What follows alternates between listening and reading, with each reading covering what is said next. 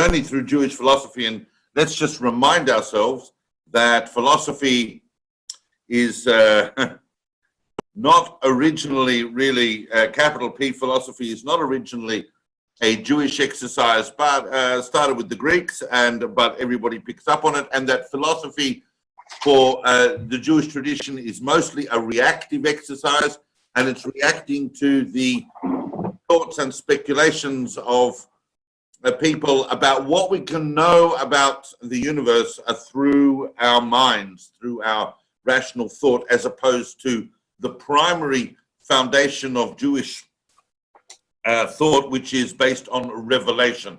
We go according to what has been revealed to us. That's the whole point of the continuum of Jewish thought and practice, as opposed to philosophy, which really focuses on the rational consequences of the mind.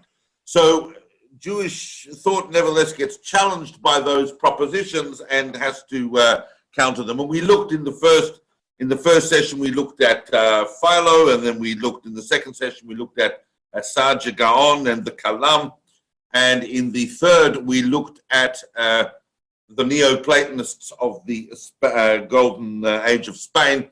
We looked predominantly at Shlomo ibn Gabirol, but also Bachya ibn Pakuda and others. And really what that story is telling you is that already for nearly 1,500 years, the dominant thought paradigms of Western thought, because obviously there's China and India, we haven't even touched on that yet, but the dominant paradigms of Western thought really emerge from this dual perspective created by Plato and Aristotle. And if you recall in the first session, we talked about the idea in very broad terms that Plato is asking us to make a mental movement away from this reality towards a kind of a higher, more ideal form of reality that he wants us to contemplate. And Aristotle is going, don't worry about too much what's happening up there. The task of the human mind is to focus and look into here and what is going on here. And that's why Aristotle becomes ultimately, in a way, one of the founding paradigms of what's going on to become Western science. And that's really the point that we arrive at, because what I want to talk about today, in an absurdly short amount of time for the topic matter, is really this turn, this shift that happens in the 12th and 13th centuries in Western thought. And that is, whereas people for the last 1,000 years have been dabbling with Plato, and we had a series of Neoplatonic thought revolutions within that Platonic continuum, all the Neoplatonists from Plotinus going forward, but also incorporated within the theological traditions. We looked at that last time. But now there's a turn, and now there is a return within Western thought to Aristotle. And there are many reasons for that, and scholars talk about why that happened, but there's some predominant ones. And they are that the Greek thought of the ancient world has been carried over predominantly by Arab thinkers, Jewish thinkers as well, but predominantly by the Islamic world. Now these texts are starting to be translated into Western languages, and philosophers and thinkers are starting to discern more that there is a distinction between the writings of Plato and the writings of Aristotle, and that the writings of Aristotle are very exciting because they accord with a kind of a newfound perspective on things, which is driving towards what we're going to look at as science. In the Middle Ages, there's no real distinction between philosophy and science. So the way that Aristotle looked at the world and the way that those who came in the wake of Aristotle look at the world is pretty much how we look at science today. They didn't see that their perspectives were any less valid than the way that science looks at the universe today. But I want to get down to the core of obviously who I'm going to talk about today, and some of you will already be aware of who I'm going to talk about today, but we need to background that, because when we talk about people like Maimonides, we talk about the Rambam, who were living in the 12th century and who are part very much of this new enthusiastic embracing of the philosophy of Aristotle, which I'm going to talk more about, we need to realize that the Rambam does not exist in a vacuum, and that he is in fact quite embedded in things. And in order to do that, I'm going to show you, oh, where is it? Here we go. Now I'm going to share screen. Oh, very nice. So here we go. Look, what we need to realize is that there have, if you look at the, those of you who are very discerning amongst you will notice that on the top of the line we have a series of Jewish philosophers, and on the bottom, underneath the line, we have some people whose names would suggest that they might just be coming, they might just be Islamic. So these are the big four. There are many, many Islamic thinkers, but if we look at Al-Farabi, Ibn Sina, Al-Ghazali, and Ibn Rushd, they are living during this 200-300 year period that oversees this shift towards Aristotle. And whereas Al-Farabi is a contemporary of Sajid Gaon, and Averroes or Ibn Rushd, who's living in the 12th century, is a contemporary of Rambam, are really dealing with kind of different sorts of ways in which they are looking at the philosophy of Aristotle, because more and more we are seeing the philosophy of Aristotle being focused out of the Platonic. What I really want to show you here is that even a figure as mainstream Jewish as the Rambam is embedded, in a sense, in a historical context, and he is part of really what the Islamic world is bringing to the West from the ancient Greek world. But the Rambam, of course, needs no introduction. I do, however, I'm going to give, I'll give a very brief one. But before I do that, I realize that I actually need to talk about what exactly it is that Aristotelian philosophy is giving us. And if we could sum it up in kind of one way, it would be the primacy of intellect. It is the primacy of intellect. Intellect is everything. I mean, Aristotle grounds being on a universal intellect that thinks or knows itself. Aristotle doesn't talk about God per se, but whereas it was kind of easy for the Platonics to come along and say, well, Plato's ideal realm of ideal forms, that's heaven, at the top sits the good, that's God. What the Aristotelians are now realizing is that the Aristotle positing, and of course Aristotle as it came to us through Al-Farabi and other Islamic thinkers, is that grounding that Aristotle gives us, that at first there must be a necessary being whose existence doesn't depend on anything else, that being is a prime cause, because it's the prime cause of all motion in the universe, and that being ultimately is the intellect that is universal and thinks itself, and as it, these are Aristotelian ideas, and that is God. Come the theological thinkers who are looking at Aristotle. And by the time we get to the late Middle Ages, what we're realizing is that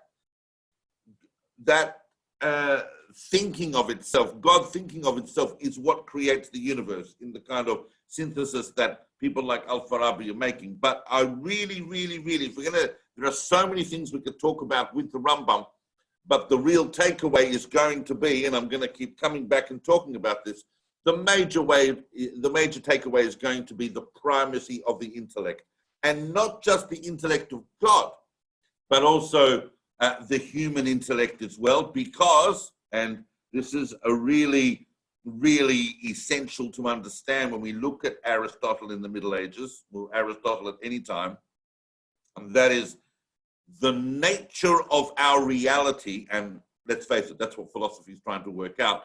The nature of our reality is determined by what we know about it. The human being is a rational being. The mind is an organ that can be exercised, if you like, and reality is determined by what we know about it, and that's extremely important. And I'm going to show you what that ultimately means.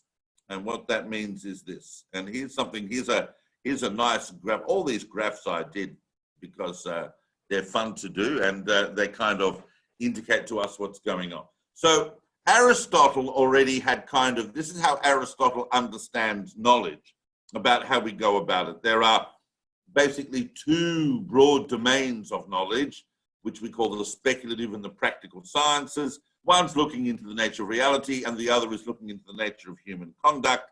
And that which combines all of them, of course, is logic. Logic underscores everything. Our investigations into the nature of reality have kind of physics, mathematics, metaphysics, all of these speculative ideas, and logic is also going to determine our understanding of ethics, our understanding of economics, and our understanding of politics. Interestingly enough, in the Middle Ages, although people as philosophies in the speculative realm and the scientific realm are very Aristotelian, in politics, everyone's still going very much with Plato. Plato's Republic is still a very, very dominant work in the realm of politics, and I might come back to talk about that at some point in a few moments. But I want us to understand the primacy of the intellect and the primacy of knowledge. And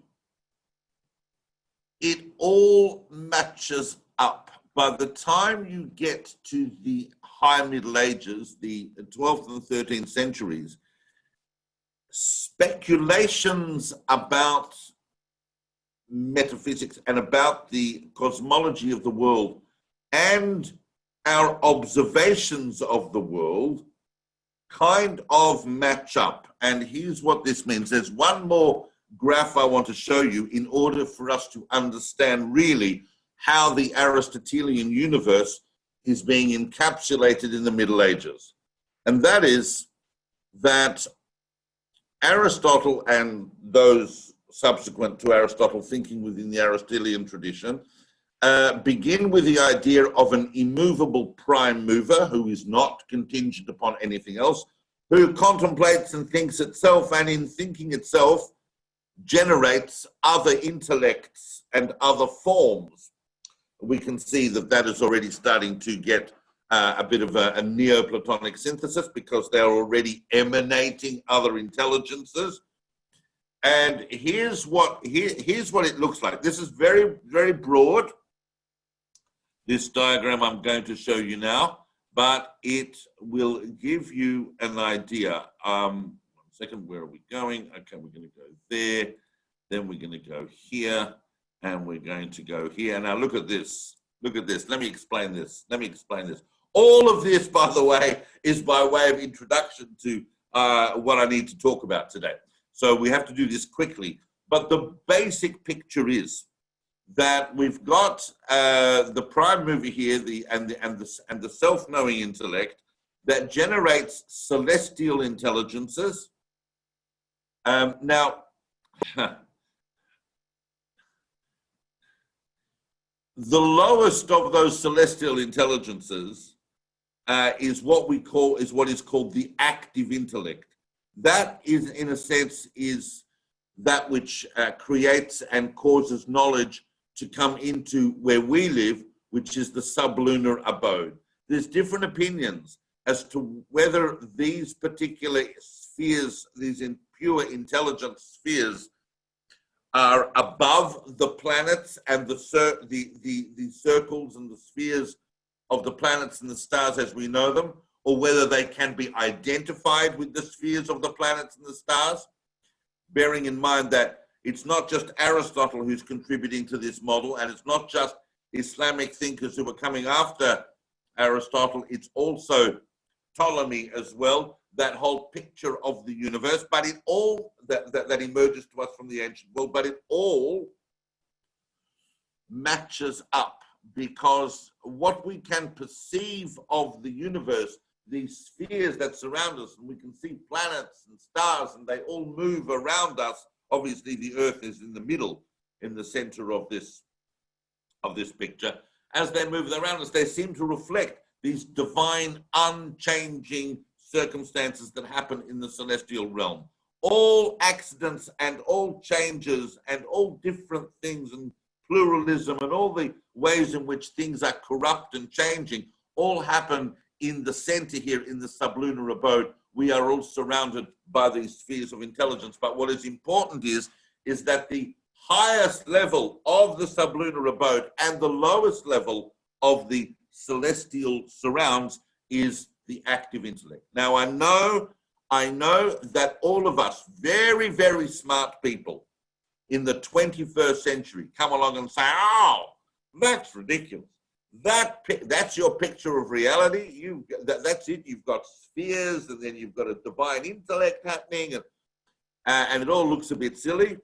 But 800 years ago, that is not silly at all, because it seems to be the case. They can plot the divine spheres as they move around. Those divine spheres carry a certain type of intelligence that is perfect, that is unchanging. All change happens only here. And the intellect of God spills over into the sublunar realm via the active intellect. So that's the basic picture. And now really what the big takeaway that we need to look at now is, if I've got science, and this is a question that doesn't go away, there might be some details that get changed over the last 800 years, but some things don't go away. And that is the challenge of saying, okay, here's Aristotle's universe. This is what makes sense. You've got the Torah. Now, why am I going to obey the Torah when it doesn't necessarily seem to reflect these amazing discoveries and realizations that I'm getting through understanding the universe as per Aristotle v'chaverav? And especially once I have Ptolemy, I have all my scientists, my astronomers, my observers, everything seems to tell me that the universe is like this. Aristotle is also telling me everything I need to know about politics and everything I need to know about economics. He's telling me everything I need to know about the physical universe, the metaphysical universe. Aristotle was a complete system. And what do I need the Torah for? So the first thinker that I want to talk about today, having given that quite long introduction, because now we're able to understand what these challenges are, is Avraham ibn Daud, who is really would have been a lot more famous if not for the career of the Rambam, because the Rambam's career kind of eclipsed him. But he's kind of like the first person who's coming along and saying, well, wait a minute, we don't have to try and reconcile scientific philosophy with Judaism, because that harmony is not only essential, absolutely essential, because we need to understand that we're going to take the premises that Aristotle gives us and regard them as correct, that human beings are rational beings, that they have an intellect, that they are capable of understanding the world around them and need to understand the world around them. That's not inconsistent with Judaism, because in fact Judaism is philosophy, and Aristotle and all of philosophical traditions are over time gradually evolving into Judaism itself. Judaism is a rational philosophy. In his famous book, Emunah Ramah, he tells you that philosophy is basically evolving into Judaism. And therefore, our understanding of the harmony between philosophy and Torah is essential. Avraham ibn Daud is going into a great many other things, but I don't have time to go into that right now. But it's essential for us to take away that basic idea that what he shows us is that already in the 12th century, there are efforts to try and reconcile it, and those efforts are doubling down.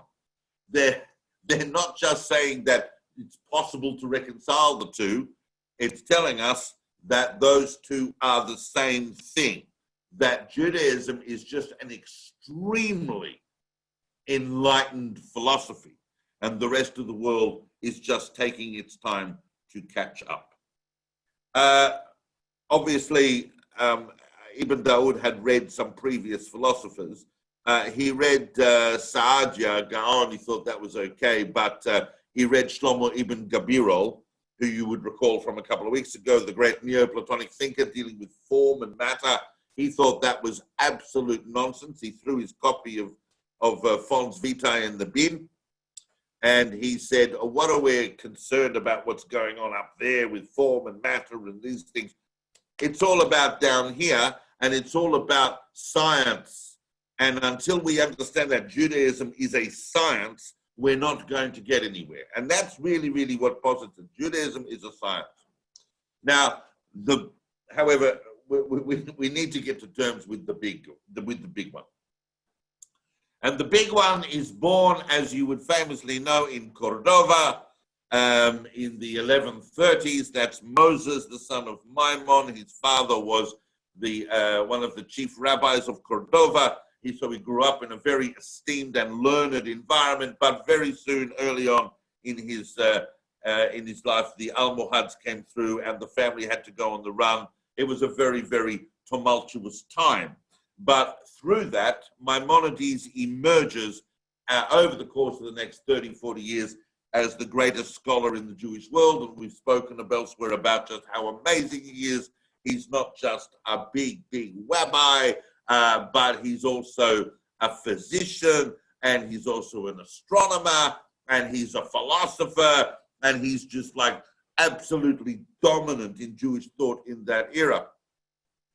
Had he just been a philosopher, he would have been great, but he perhaps wouldn't have been so dominant as a philosopher. What gave him his power as a philosopher was his complete credibility within the Jewish rabbinic tradition. He had already written the Mishneh Torah, which is a complete compendium of the entire oral Torah. Not everyone can do that.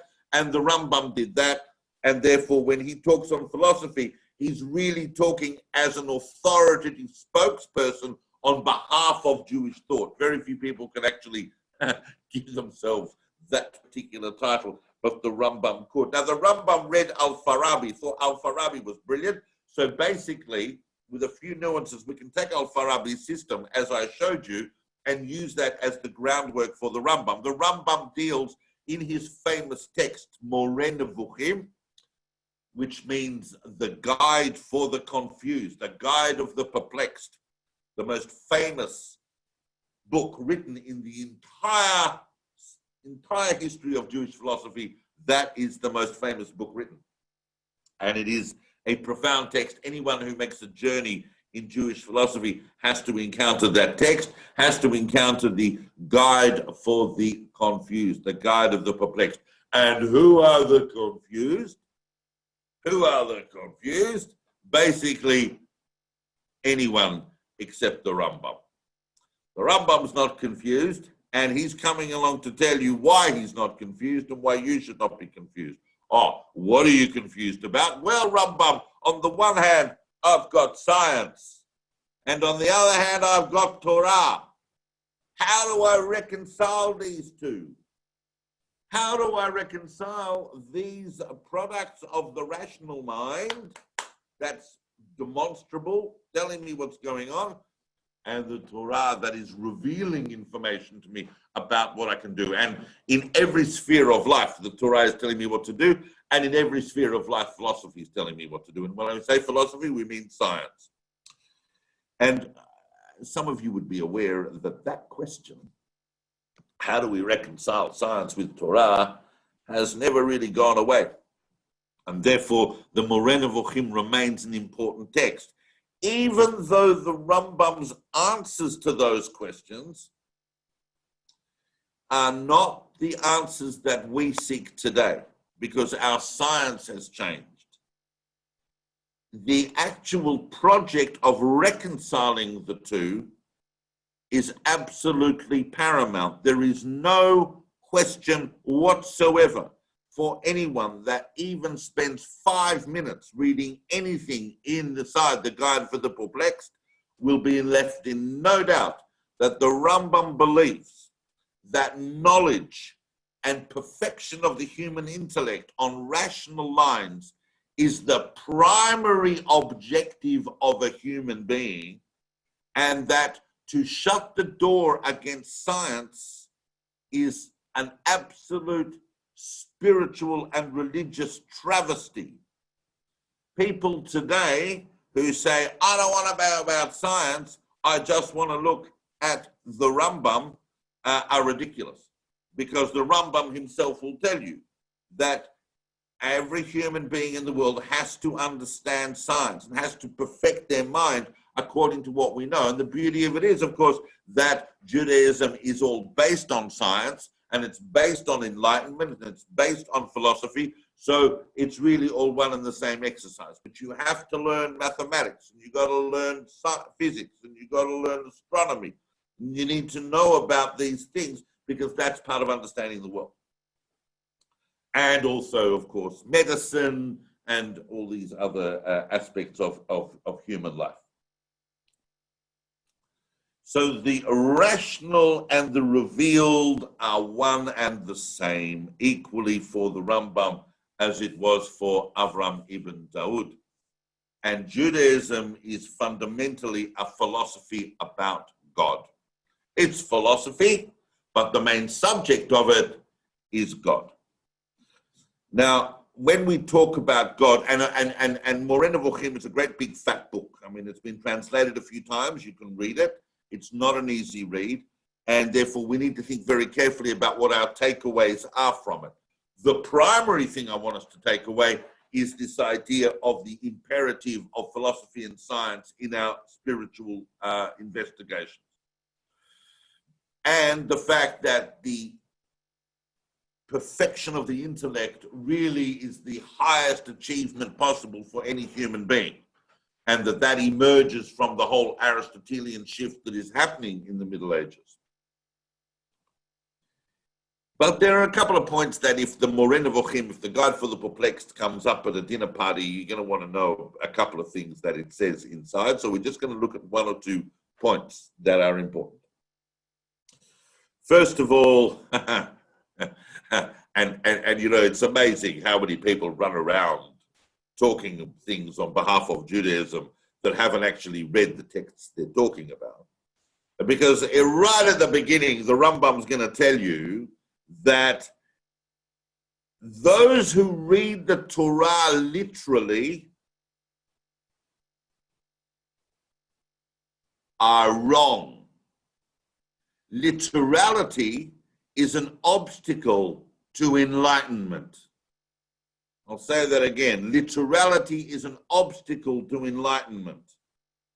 The Rambam in chapter 2 of part 1 there of Moreh Nevuchim gives you a very good example about that, about some guy he met at a party who asked him a question about something, and the Rambam totally destroys him based on this idea that you don't know what you're talking about if you're reading the Torah literally.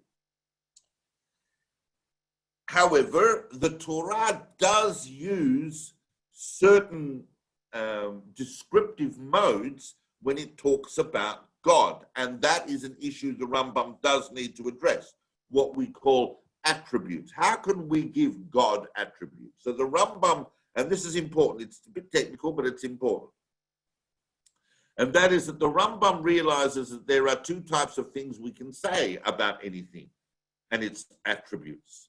There are attributes that are essential, and there are attributes that are kind of accidental. In other words, they change, they can vary, they're on a scale. When we talk about accidental things about God, we are talking about the way God is active in the world. These are active attributes. And we can talk about saying, you know, God acted mercifully, God acted with judgment, God acted here, God acted there, that's fine. But when we talk about what God is, in essence, we can only say what God is not.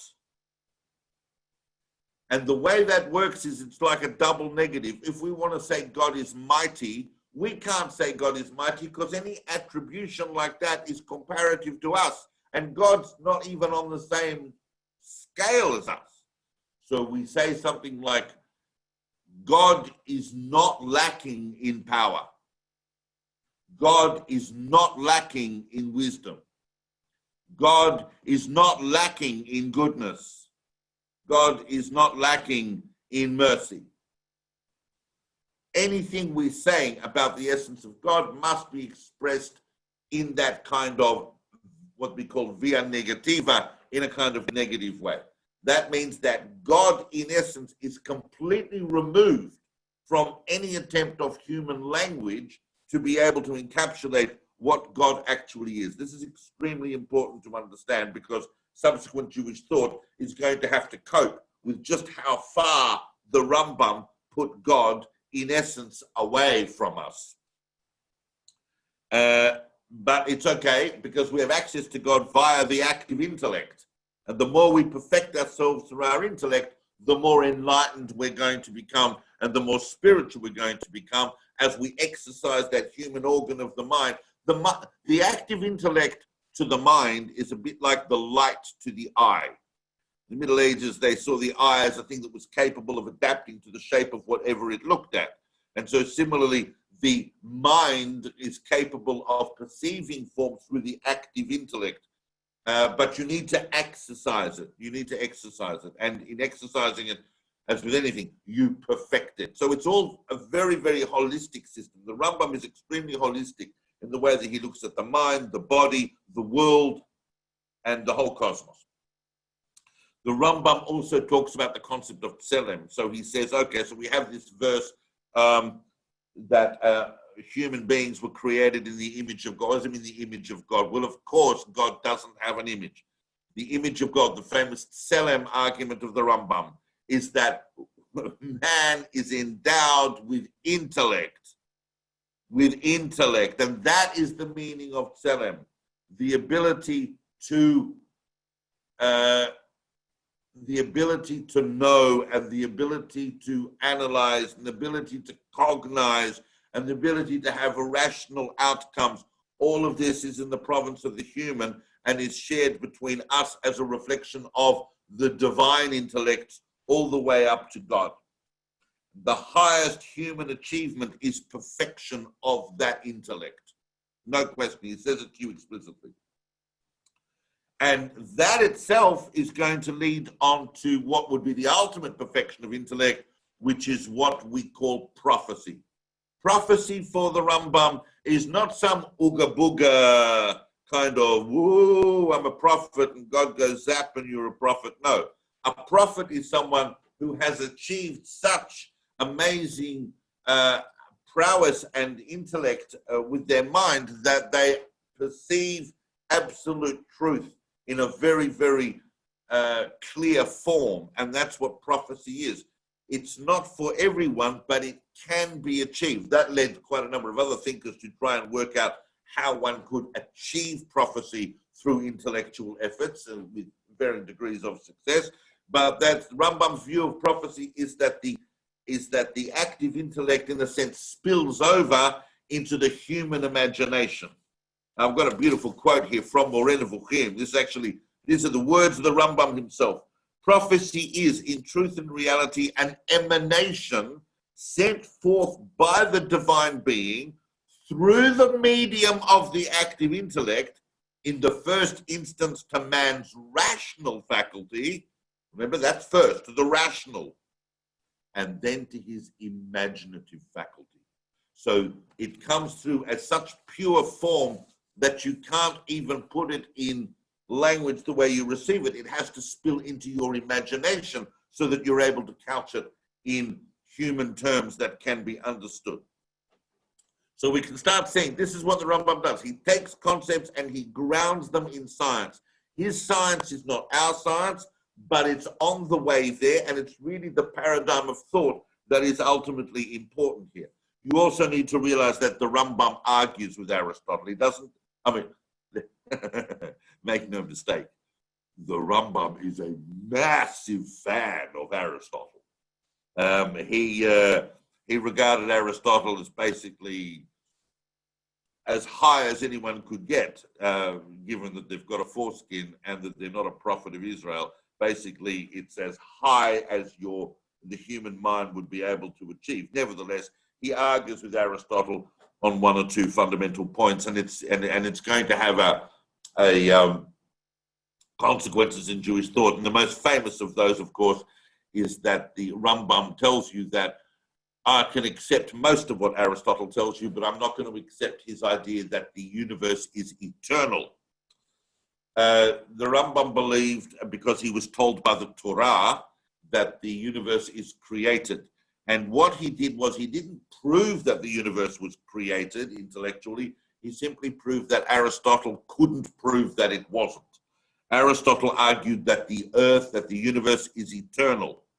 The Rambam says, all of those spheres that we can see, we don't know enough about them to be able to work out what accidents might be happening with them.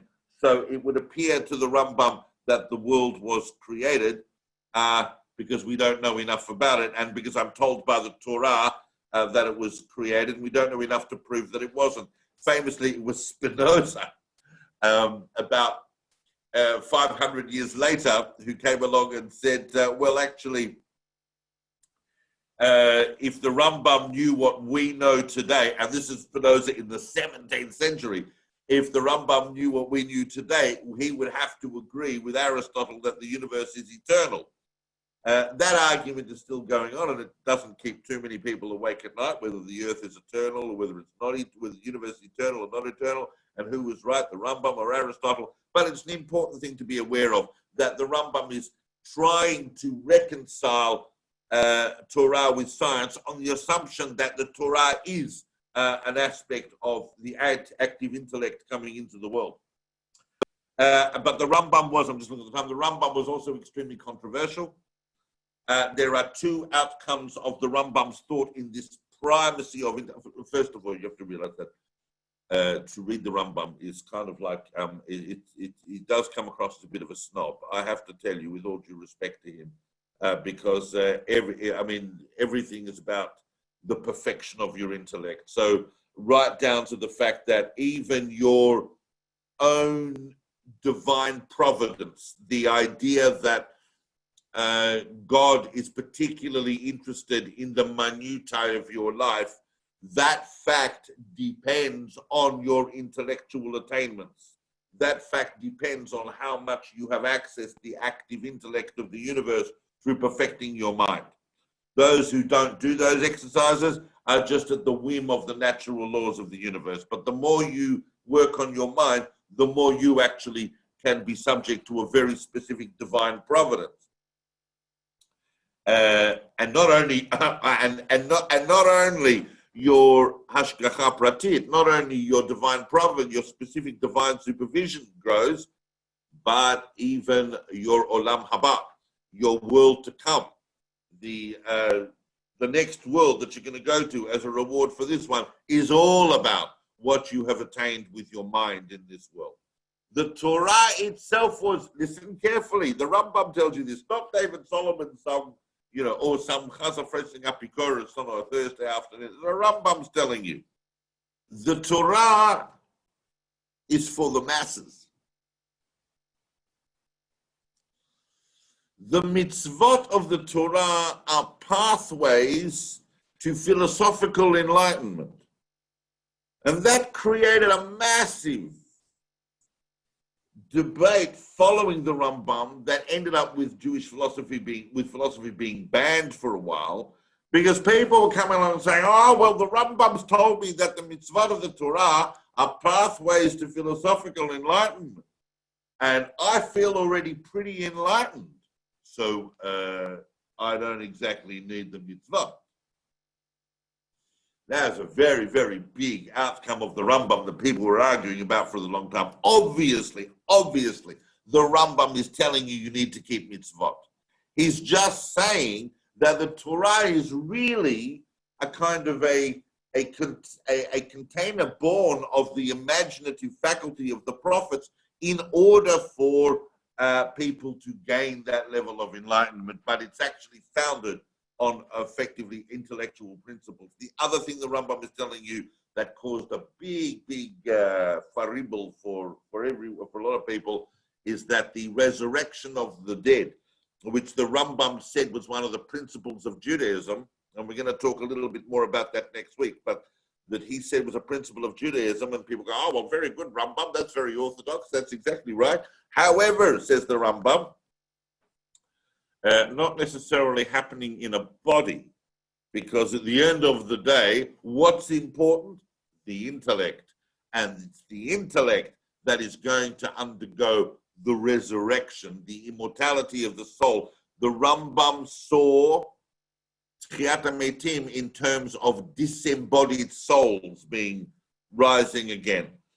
In contrast, famously, to the Ramban and other thinkers who said that no, resurrection happens in the body. These, once again, not big ideas that keep people awake at night today, but in the Middle Ages, trying to ground the Torah on science was an incredibly important exercise for people that were living in a world that was starting to become intellectually and aware of itself. Remember that the science of the Middle Ages, while it doesn't compare to the science we talk about today, nevertheless provided the grounding in mathematics and in observation that is going to create the modern world.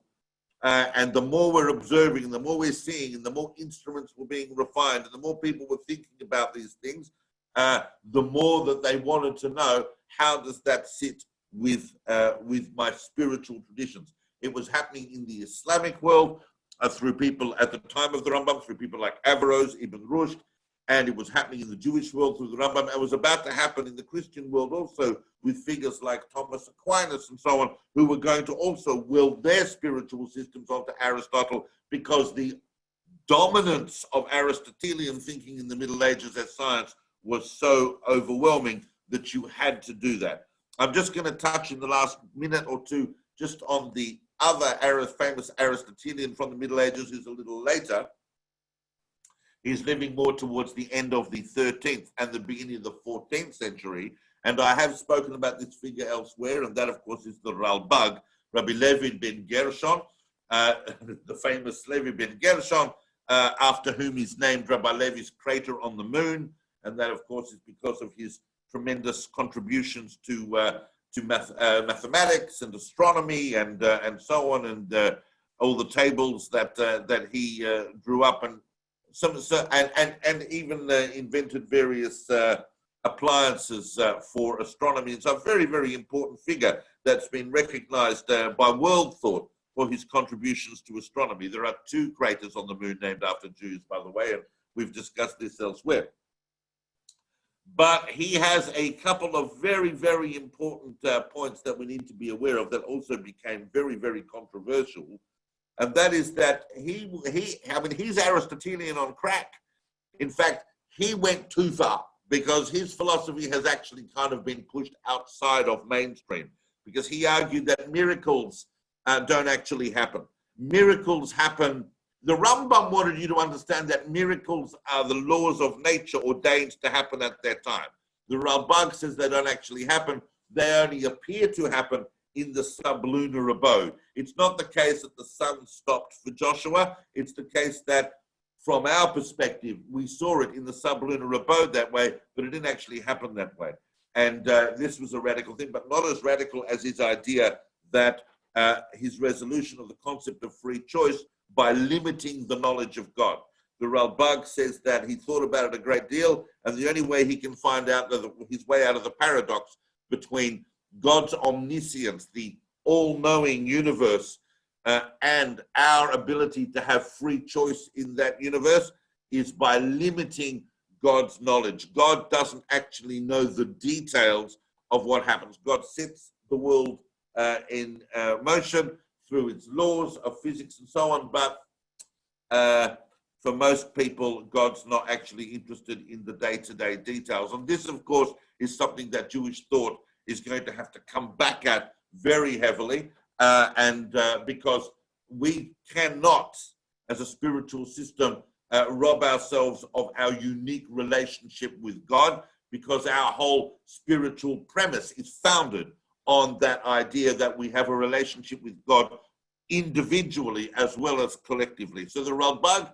despite his very impressive intellectual achievements, got a little bit outed, but from mainstream Jewish thought. But the Rambam is front and center inside Jewish philosophy, and we're going to see next week how that incredible emphasis on the intellect and intellectual achievements played out in Jewish thought. But there's no question that the Rambam's primary objective in his philosophy, which was to reconcile science as it is understood objectively and rationally in the world with the spiritual systems of Torah, is an absolutely imperative exercise, and many have realized that today. You can't sit in a room and pretend that science doesn't happen.